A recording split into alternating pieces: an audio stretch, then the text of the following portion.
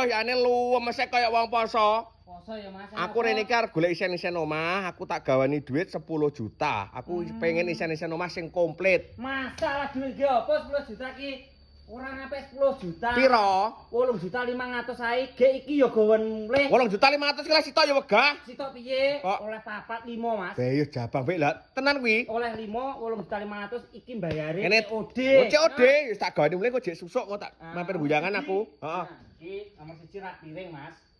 Nah, nomor 2 pakai meja rias. Nah, iki pilih iki oleh, iki sensor. Pilih iki oleh.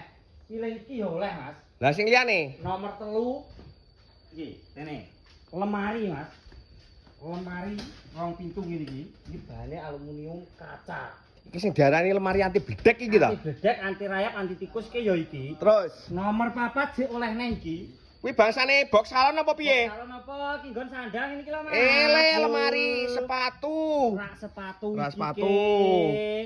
Nah. Lah iki sing paling penting paling nggih turu. penting turu iki to. Sing paling penting ki ya iki. Iki bahane wis pulper, wis tak kei garansi resmi 15 tahun.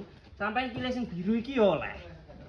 Pilih sing iki ya oleh biru. Lah sing ngene lho nggo. Aku ki biasane turu ning galar pring. Lah nek kok kursi anu jenis spring bed empuke kaya ngono gak tangi-tangi ta aku. Ya jelas iki bahane pulper istimewa pol pokoke. Balen ono pisan kas piro wingi? 8.500.000 ae. Iki bayare wis COD.